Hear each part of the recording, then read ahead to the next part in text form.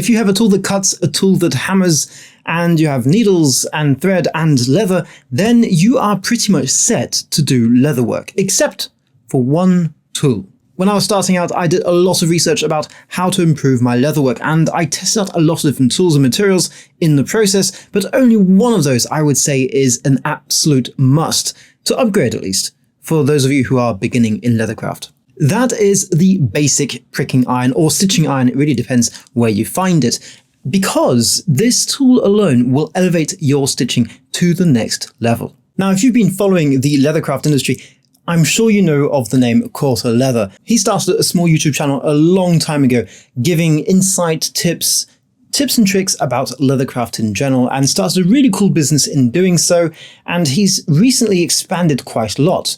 Now, one of those expansions was a collaboration with BuckleGuy, who obviously make lots of buckles, but also sell a lot of great hardware and tools for leatherwork. Corter Leather and BuckleGuy designed sets of pricking irons which are at a very nice price range, which, yes, it's a bit expensive as tool goes if you're just starting out, but as far as I'm concerned, they are a really good investment. But before reviewing these stitching irons, I went ahead and made a pouch to store them. This way I get to have something really practical I can use around the shop, and I get to test them out in a way that seems most relevant. If you're interested in downloading the PDF template for that pattern, go ahead, it's in the description down below, and yeah, you should be able to print it out on A4 size paper and work your magic. Enjoy the build, guys.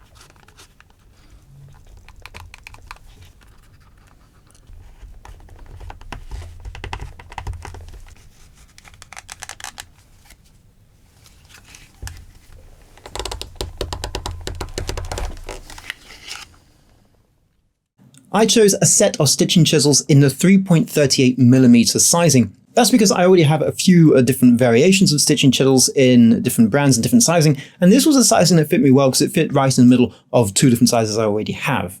First and foremost, the packaging is impeccable. It's simple cardboard, but the detail is in the devil. Something like that. I love how the package looks and feels. I love how it contains the chisels inside it. And obviously, I love the way that they have worked together, BuckleGuy and Corter Leather, to design a really cool logo and just a cool packaging in general. And yeah, top marks to how it feels just out of the box, really. Or actually, no, in the box. When you do take them out of the box, the first thing you'll notice is this really nice finish. They have a really nice coating on it, which is really scratch resistant, although it does show up marks, of course, but it should help your chisels stay younger as time progresses and as you use them. The point here is a diamond point versus the French or Japanese points, which is slightly different. Slants, not diamonds, basically. And this means that you're pushing leather outwards a bit more, meaning that when you go to stitch, it will be easy to get those needles through the little holes you just made. The profile of these stitching chisels and the sides have really got all the hallmarks of attention to detail here, and they feel very, very comfortable. The shoulder, where your fingers are going to naturally rest between the handle and the blade, forky side of things, really does feel quite nice. And overall, my experience of them has been really quite buttery smooth and feeling amazing. I did actually cut myself in the making of the sheath, so do be careful. It just goes to show how sharp they were and how polished they were out of the box. Using them felt really natural, really easy. They have a good heft to them, a nice weight, which makes that you really do feel them in your hand, and it just feels more sturdy, feels more precise. Now, admittedly, I have yet to see how they last in the long run, but they seem to be very high quality steel, and I don't really doubt that they'll have any problems unless I drop one. So as you've probably guessed by now, I do definitely recommend these for any beginner who wants to up their game, as I mentioned right at the beginning of this video. If you're in leathercraft or just starting out or looking to start out and wondering where to put your money, I would obviously say good leather first, always good leather first. But in terms of tools, honestly, a piece of wood will do you as a hammer. You don't need any more than a box cutter to cut your leather, unless you're going to be skiving or doing anything specific with edges. You don't really need expensive tools except for a good set of stitching irons. If you're looking to purchase one of these sets or just curious about them in general, go ahead and check out the link just down there. In the meantime, guys, do let me know what you think of this video. Thanks for watching. Hopefully you've enjoyed, hopefully you've learned something, and hopefully I'll see you very soon for some more leathercraft.